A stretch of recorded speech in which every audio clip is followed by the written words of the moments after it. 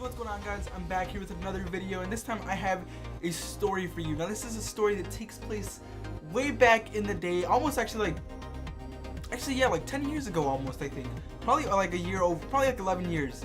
Now that I think about it, wow, that's actually a really long time, Jesus. What the story is, it's actually, it takes place in 3rd grade. I remember it's 3rd grade just because I started at that certain school. It was a Christian private school. And I started there 2nd grade, and I was there from 2nd grade all the way to the end of high school. Unfortunately, I had to graduate from that school, but whatever. And the only reason I actually remember that it's 3rd grade is because I was in a specific classroom, and I think I was only in that classroom that 1 year. I might be wrong, but like, it has to be that year because if I was there any other years, it was like way later down the line. Okay, so think about little me, okay? I'm 20 years old now. And if it's like 10, I was like 9 or 10 years old, you know, little me. So when you think about it, you know, it's a Christian school, it's a young kid, you know, it's very, very innocent-minded stuff, you know, just talking about. And it was, there's this one kid who actually graduated with me. His name was Josh, or Joshua, you know, and we just called him Josh for the most part. And let me tell you, when I say it's a Christian school, you guys might be thinking that everyone in there was like the most innocent person. That is far from true. I think Joshua might have been like the only innocent person, like towards the end of the school. I mean, like, or towards the end of my time at that school, so like senior year and stuff. But at the time, you know, he, especially in 3rd grade, he was a lot more innocent. So, you know, this is a kid that even growing up never really said anything bad, never really cursed at all, never did anything bad. You know, he was just an all-around good guy. So me being the not so innocent-minded child that I was at that age, because like even in 1st grade when I was in a public school, which, you know, it was 1st grade, so it really shouldn't have been anything. I don't think I've ever cursed as much in my life in 1 year as I did in 1st grade, just because we felt like so cool just cursing and stuff. It was something we did on a regular basis, and I don't know, we just thought we were like cool and tough because we cursed. So let me explain to you how the seating arrangements were in our school. We each got our own assigned seat. Like the teacher assigned their seats for us and we had to sit there. But we had these things called offices. So pretty much what it was this long plank of wood that served as a desk going across each wall in the classroom.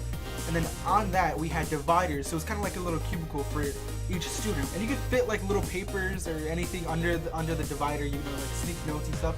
So that's what Josh and I started doing, because we were sitting next to each other at this point in time. I actually don't remember how it started or how like this all came to be. Pretty much we had a little note, well, not even a little note, it was like a full sheet of paper, right? Like that you rip out of your notebook, full of a bunch of curse words. Like there was just not even just specifically curse words, but just a bunch of different vulgar terms. Like I think we were kind of calling each other those things, but like for the most part we were just kind of writing them down and laughing and like, you know, giggling like the little kids that we were, little ass kids. So we have a bunch of different words that I don't know, like I said, I don't remember if we were like calling each other those names, or it wasn't like we were insulting each other in a mean way. We were laughing, we were both having fun, and it was all fun. And this was only the one day, and it was all fun until we got caught.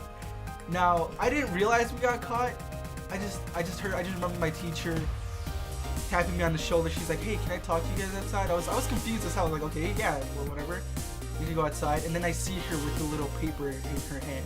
I don't know if she found it in his office or if she saw him trying to slide it in like into my office, but she took us outside of the class. And when I seen that note, I knew we were screwed. So she asked us like, what is this about? Like, what's going on here?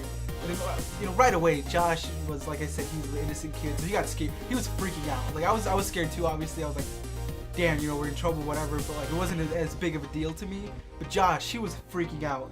So like right away he just automatically says, oh, you know, it was Drigo, like it was his fault, you know, whatever, he's doing this and that. And I'm just like, but oh, I remember how it started, because that's the reason I gave the teacher, because it was the truth. Okay, so he asked me how to spell a word. I don't remember what word it was, but it was a curse word. He's like, hey, do you know how to spell this? I was like, yeah. He's like, oh, how do you spell it? And I didn't want to get in trouble by saying it out loud, because I didn't want to risk the teacher overhearing me, you know, spell out this vulgar word, whatever it was. So I just wrote it down on a piece of paper for him, and I slid it under the divider, and I gave it to him. And I was like, there you go, that's how you spell it. So he returns it with a different word, and that's how it just kind of started. And that's what I told the teacher. And, you know, he starts crying, you know, because he's scared, whatever. So she gave us both a detention, and thankfully she didn't specify what we had done. She just kind of said, she just kind of wrote down like vulgar language or some stupid stuff like that. And I was like, oh, okay, I could work with this. So I don't know what Joshua told his parents. His parents and the teacher were actually really good friends. I believe to this day they might still be really good friends, I'm pretty sure. So I'm sure they found out exactly what it was. But for me, like, as soon as I came out of school, I told my mom, I was like, oh, I got a detention, by the way. My mom was like, what? Why'd you get a detention? You know, what'd you do? She was pissed. She hated it when I got detentions, which is funny because towards the end of the year, actually, or towards like high school and stuff, I actually got a lot of detentions, but I just kind of stopped caring at that point. And she did kind of too, because like they were for stupid stuff, because my high school teacher from like sophomore year to senior year was kind of a dick, so, you know, whatever. Not really a dick. Well, she was a dick too, but like very strict, like the stupidest things. Like even if you would say stupid, she'd probably end up giving you detention. But anyway, that's not the main part of the story. Pretty much, I told my mom, oh, you know, I have a detention, and she asked me, you know, what it was, and I just told her, you know, I didn't want to tell her, because I knew if I told her, hey, you know, this is what happened, and we just wrote down a bunch of crap down, like, it was bad, and she's like, I knew I was gonna get my ass whooped when I got home. So, me being the smart kid that I was, all I said was, oh, you know, I was sitting in my office, doing my work, and I hated it, and I was bored, and I just thought it was so dumb, so I just said, oh, this work is so stupid, and my teacher heard me say that, and she gave me the detention, and my mom asked me, she asked, oh, you know, who were you talking to when you said that? I was like, oh, I was just talking to myself, but I just said it out loud. I guess I was a little loud, and my teacher heard me, and she got mad, so she gave me detention.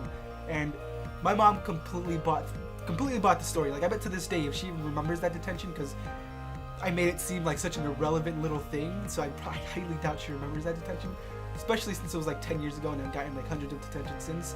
But like, it's just so funny to me how I was able to get away with that, and it's just, I don't know, it was just a funny little story. Maybe you have to be there to find it really funny, but I just think it was really fun. It's a really fun story. Alright guys, so that wraps up the video. I hope you guys enjoyed, and I'll see you guys in the next one.